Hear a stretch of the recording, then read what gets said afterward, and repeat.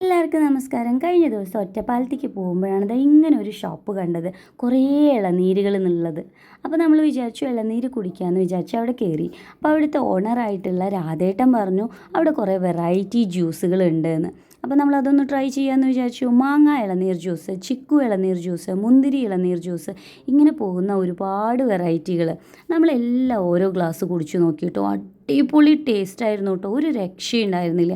ഇനി ഇവിടുത്തെ രാജാവ് എന്ന് പറയുന്നത് ഇളനീർ പായസമാണ്.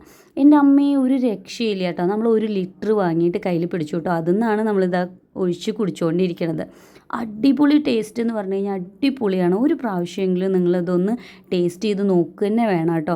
അപ്പോൾ നമ്മുടെ ഈ സ്പോട്ട് വരുന്നത് തൃശ്ശൂരിൽ നിന്ന് വരികയാണെങ്കിൽ വാണിയംകുളം സെൻറ്റർ കഴിഞ്ഞ് കുറേ മരങ്ങളൊക്കെ കാണാം. അവിടെയാണ് ഇപ്പോഴത്തെ പുതിയ വില്ലേജ് ഓഫീസ് വന്നിട്ടുള്ളത്.